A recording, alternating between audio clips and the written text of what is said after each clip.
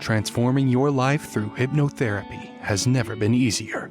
With the help of your host, Julie from CoachingHypnosis.net, and these power-packed minisodes, you're sure to find yourself engaging in more positive behaviors around both your physical and mental health. Here's your host, Julie.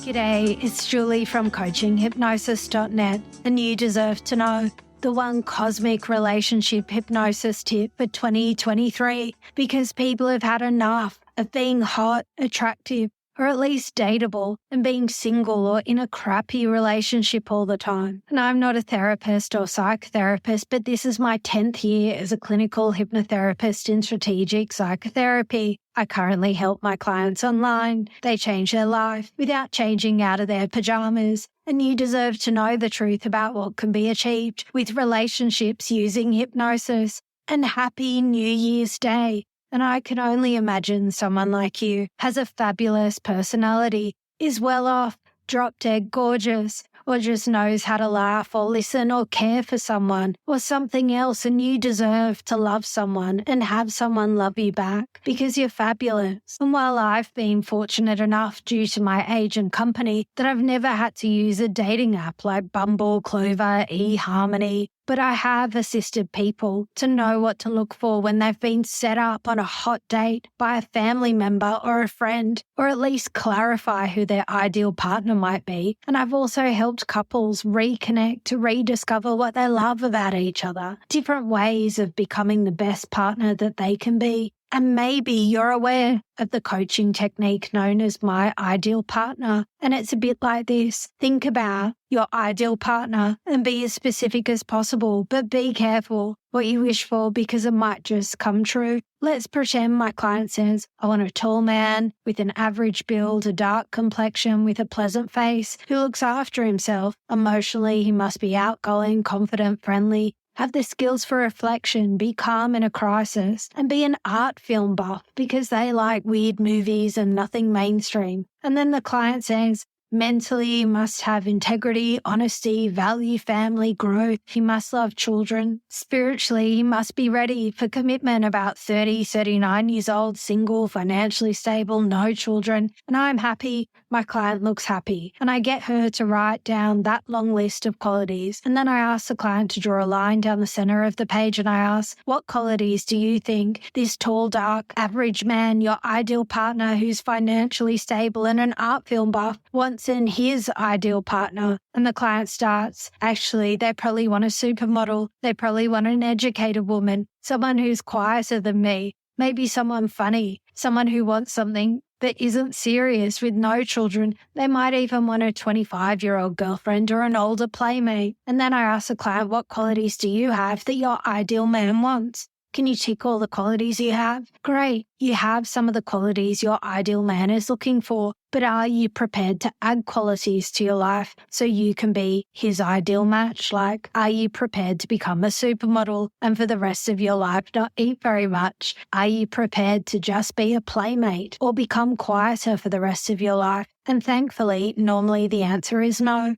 The next step is we go back. What are the qualities you want in your ideal partner? And they might change a few and say, actually, I don't mind if they have children. And I don't mind if he doesn't like his family that much or if he's a little bit older or younger than that. But I'm not changing ready for commitment. I really want someone who's committed. If the client isn't able to come up with a list of personal qualities, they're willing to either improve or get specific about who their ideal partner is, then it's game over for them. The client's going nowhere and I'm getting nowhere. So we change exercises because you deserve to have the partner of your dreams, to share your abundant life with someone who's rich on the inside with love and empathy and passion and all those things on the outside and so much more. And that's because you're fabulous. So we change the strategy instead and we create partner from hell, the person there is no way that they would date.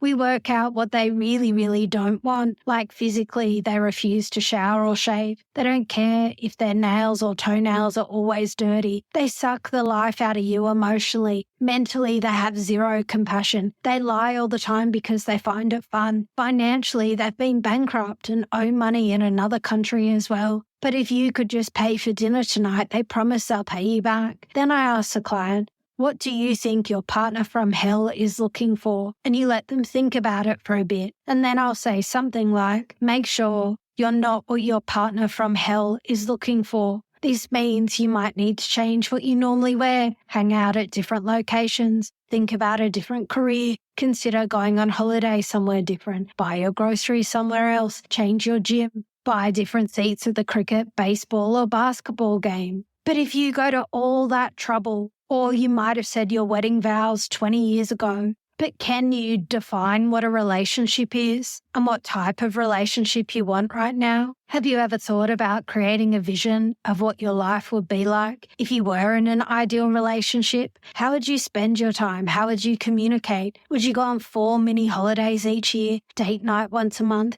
run around the block every morning? Or maybe you are only available 1 day a month. How could you make that work? And what might get in the way of a committed relationship? Anchoring is key to a messy relationship. You can anchor yourself before you walk in the door by dusting off your clothes, and whatever went on that day stays at the front door. Because if you feel great, your partner will feel great. Because it turns out all men and women just love to see their partners smile. The only time an anchor will fail is if your partner's a zombie. Then you need to wait for the zombie apocalypse to pass. And then you can go back to anchoring. There is a great hypnotherapy script about your partner snoring that explains anchoring well. For example, anger comes from a feeling of being treated unfairly. You have associated the feeling of anger with your partner snoring in bed. In reality, the fact is that your wife snores in bed has no negative meaning at all. As a matter of fact, it has nothing to do with you at all. You can now ignore it completely. The only meaning your wife snoring next to you has is that she's there with you. You are together with her. Things are okay in your life. In fact, her snoring can now serve as a reminder that everything's okay and the two of you are safe, comfortable in bed. Now the sensation of your wife snoring in bed reminds you how comfortable things are, how safe you are, how sleepy you are, and how quickly you respond by falling back into a deeper, natural sleep. And I can only imagine someone like you has mastered motivating your mood, can slip a spring into your step, and you're fully aware of what it takes to be the best that you can be. But if you're a mess and you need a step-by-step manual, then you need to read Leanne Levazin's book, In the Meantime, Finding Yourself and the Love You Want. If you're crying for no apparent reason and don't want anyone to know you're crying, or you've been fired or laid off, you're separated or recently divorced, you've been robbed or ripped off, sentenced to prison, recently released from prison, you've had 6 different dates with 5 different people in the last month, you haven't had any dates in 9 months, you're married and share toothpaste with another person, you're still looking for a date, or you're not married but you've been sharing toothpaste and closet space and aren't sure if you're in a relationship, you are not married, you don't share toothpaste and you've given up on dating, your mother keeps asking, when are you going to have children? Your mother keeps asking, when was the last time you saw your children? You've forgotten to have children. If you know you need a step-by-step guide, then you need to buy her step-by-step manual. In the meantime, finding yourself and the love you want. But if you've worked out who your ideal partner is, then take action. Write down 20 places you think people with ideal qualities might hang out. Let 5 friends know the qualities you're looking for in a relationship. Talk to 3 people every day about the qualities that are important to you in a relationship. And once you get moving, start to pursue a relationship. Like, try and hang out doing one fun activity each week. And if you are married or in a relationship, then make it friggin' juicy. Remind yourselves what really lights you up about your partner or what you most love. Here is the one cosmic relationship hypnosis tip for 2023. This is your time to relax, and I don't know if you'll think back to special romantic moments you've had in your life, or make them up, or just allow a feeling or moments to flow through your thoughts.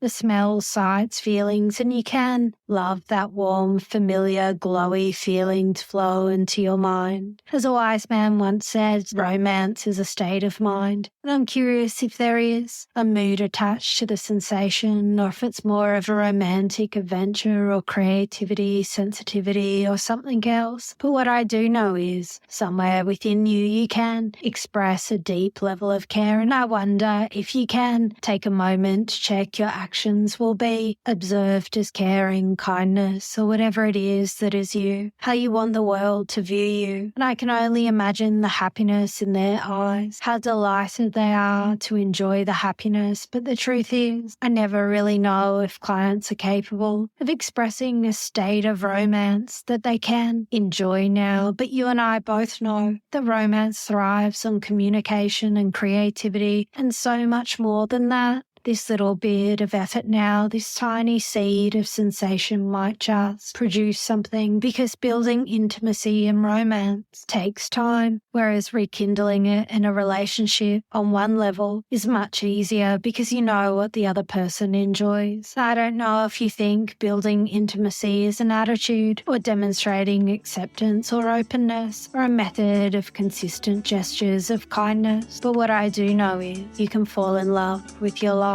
So what if you thought about relationship hypnosis differently? And what if you didn't? The choice is yours.